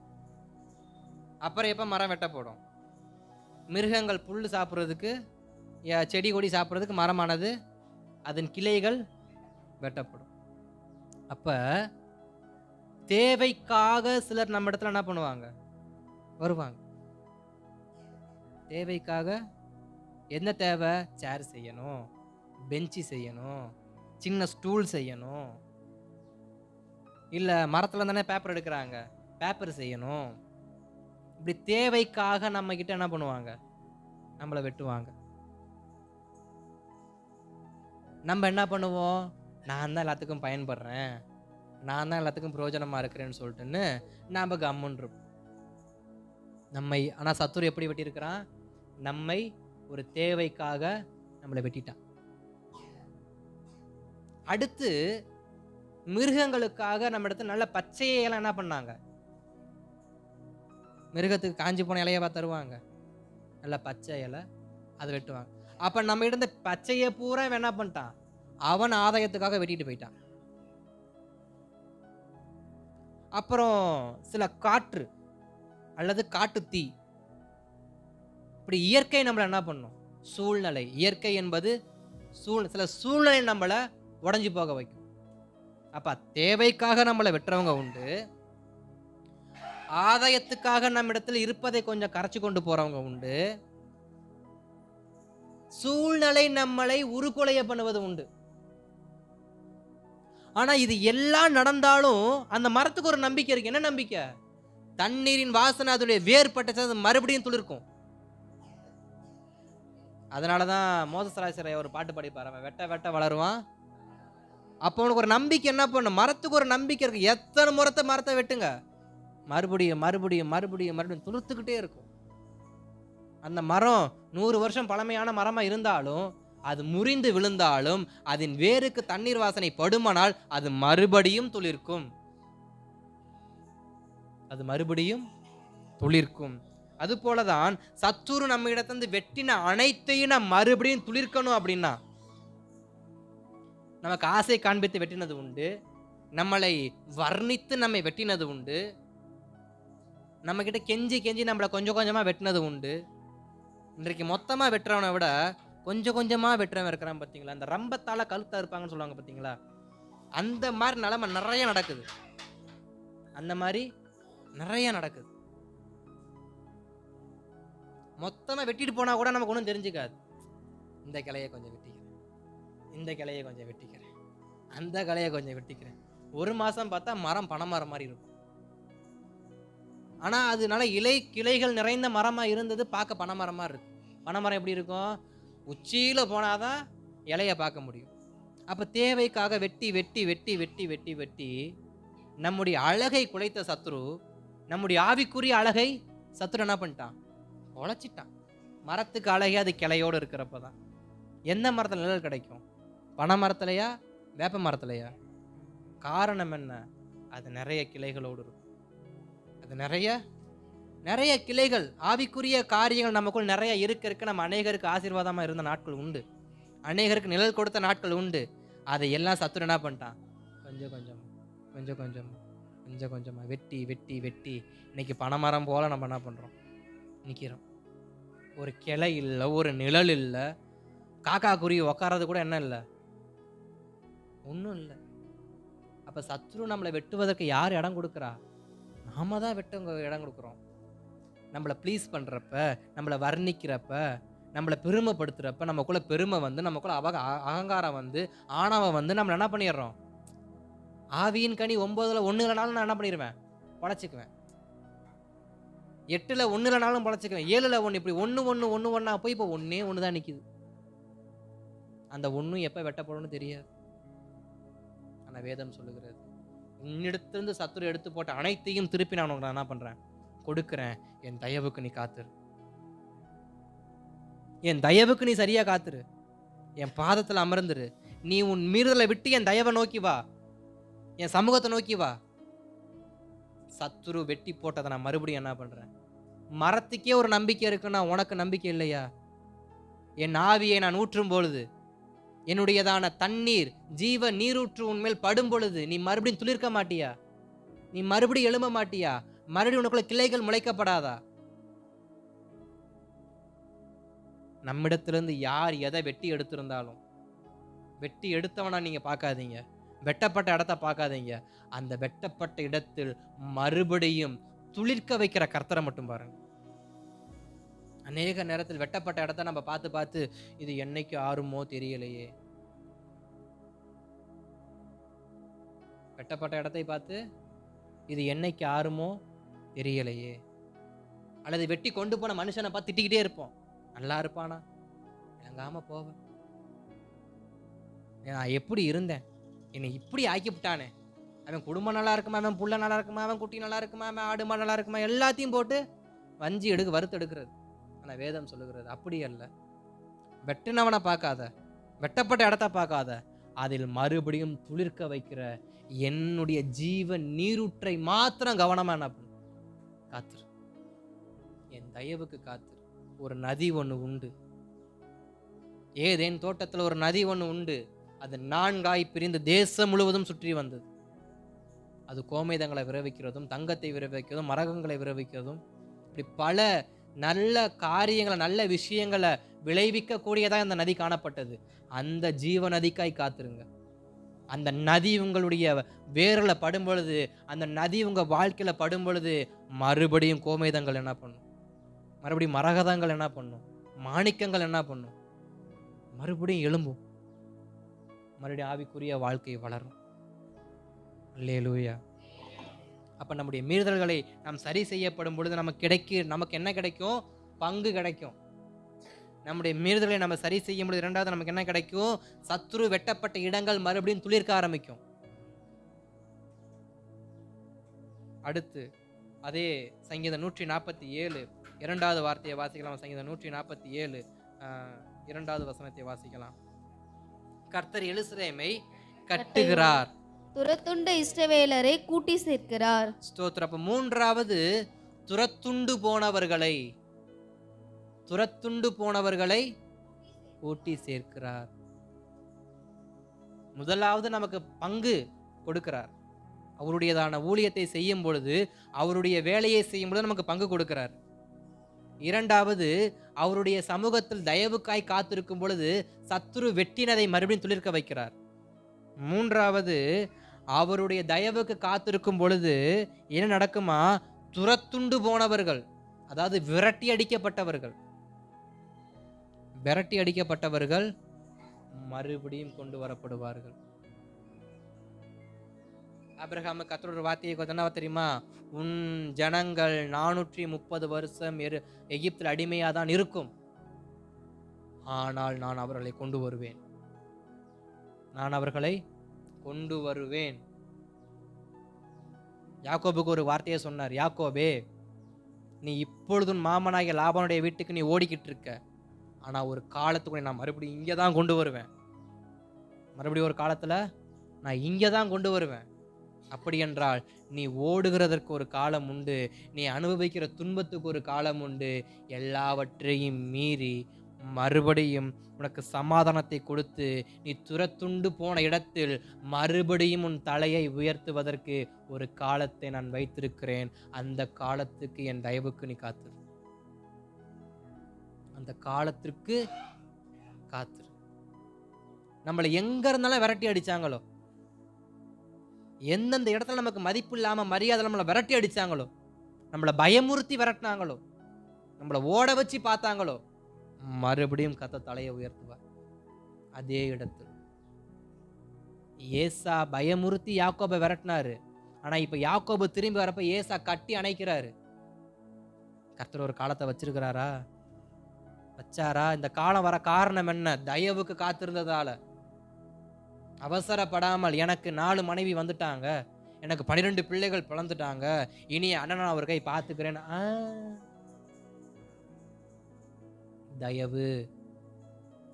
தயவு தான் எல்லாமே நம்முடைய வாழ்க்கையில மாற பண்ணும். ஆள் பலம் இல்ல, அதிகார பலம் இல்ல, தயவு. அப்ப யாக்கோபு துரத்துண்டு போன இடத்துக்கு மறுபடியும் வர காரணம் என்ன? தயவு. எங்கெல்லாம் உங்களை பயமுறுத்தினாங்க, எந்தெந்த இடத்துல நீ வரக்கூடாதுன்னு தடுத்து நிறுத்தினாங்க, நீங்கெல்லாம் வரவே கூடாது, ஓ ரேஞ்ச் என்ன என் ரேஞ்ச் என்ன, இங்க நீ எப்படி வரலாம், அத்தனை இடத்துலையும் கர்த்தர் மறுபடியும் கொண்டு போய் நிக்க வைப்பாரு. காரணம், அவர் தயவுக்கு காத்திருக்கிறதால. அவருடைய தயவுக்கு காத்திருக்கிறதால, அவர் நமக்கு தயவு செய்ய போறதுனால, அவர் நமக்கு தயவு செய்ய போறதுனால நம்மளை மேலையும் கீழையும் பார்த்து நமக்கு மார்க் போட்டு நம்ம நெத்தியிலிருந்து நம்முடைய உள்ளங்கால் நகம் வரைக்கும் நமக்கு ரேட்டு போட்டு நம்மளை பார்த்தவன பூரா கர்த்தர் அவனுக்கு மேல நம்ம தலையை என்ன பண்ணுவாரு, கொண்டு போய் வைப்பாரு. காரணம் தெரியுமா? அந்த தலை அவருக்கு கீழே இருந்ததால, அந்த ஒரு தலை அவருடைய பாதத்துல இருந்ததால அத்தனை தலையும் அந்த ஒரு தலைக்கு கீழே என்ன பண்ணுது, வருது. கர்த்தர் நல்லவர். இன்னும் நமக்கு குறிப்புகள் இருக்கிறது. உலர்ந்து போன வாழ்க்கை, மங்கி எரிகிற வாழ்க்கை, செயல்படாத வாழ்க்கை, அணையக்கூடிய வாழ்க்கை என்று நிறைய வாழ்க்கையை நான் வச்சிருக்கிறேன். கர்த்தருக்கு சித்தமானால் வரக்கூடிய நாட்களில் இது ஒரு தொடர் பிரசங்கமாக போகும்னு நான் நினைக்கிறேன். இன்றைக்கி நான் பண்ணேன்னா நான் சாயந்தரம் வரைக்கும் என்ன பண்ண மாட்டேன், நிறுத்த மாட்டேன். அதனால தான் நான் ஆரம்பத்திலே சொன்னேன் இன்றைக்கி பிரசங்கம் பெருசு இருந்தாலும் பார்த்து கொள்ளான்னு சொன்னேன். சரி, பரவாயில்ல.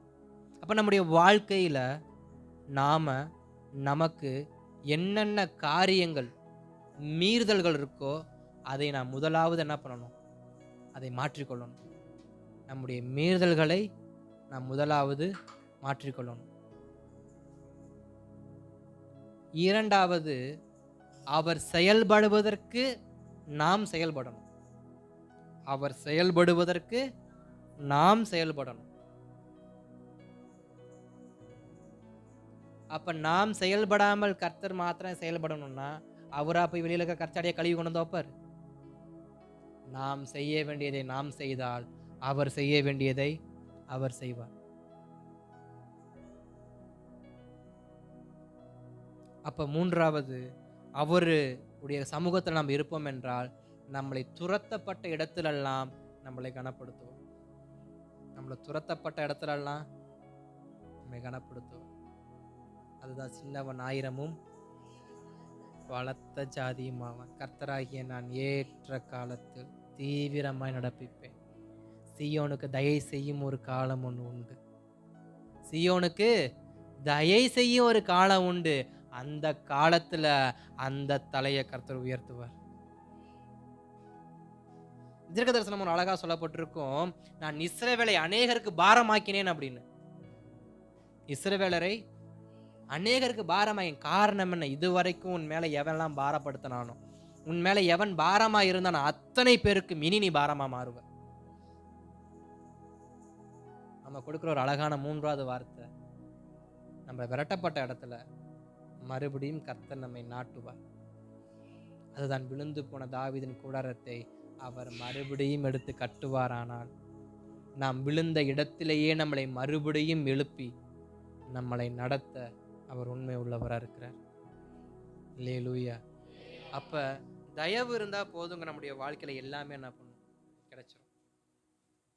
தேவன் செயல்பட ஆரம்பிச்சிட்டாருன்னா போதும். செயல்பட ஆரம்பிச்சு நமக்கு பங்கு கிடைக்க ஆரம்பிக்கும். செயல்பட ஆரம்பிச்சா சத்துரு வெட்டினதெல்லாம் துளிர்க்க ஆரம்பிக்கும். செயல்பட ஆரம்பிச்சா துரத்தப்பட்ட இடத்துலலாம் ராஜாவை போல என்ன பண்ணலாம், கம்பீரமா உட்காரலாம். புஸ்தகத்தில் நாம் கேட்க வேண்டியது ஒன்னே ஒன்று, உங்களுடைய தயவு எனக்கு வேணும்ப்பா, உமது காருண்யம் என்னை பெரியவனாக்கும், எனக்கு தயவு வேணும்ப்பா, எனக்கு தயவு வேணும்ப்பா. தேவ சமூகத்தில் கேட்கலாமா, ஆண்டவரே உமது தயவுக்கு என்னை ஒப்பு கொடுக்குறேன், உம்முடைய தயவுக்கு என்னை ஒப்பு கொடுக்கிறேன், உம்முடைய சமூகத்துக்கு என்னை கீழ்ப்படுத்துகிறேன், சாஷ்டாங்கமாய் நான் விழுகிறேன் அப்பா, சாஷ்டாங்கமாய் விழுகிறேன். என்னை ஏற்றுக்கொள், என்னை ஏற்றுக்கொள், என்னை ஏற்று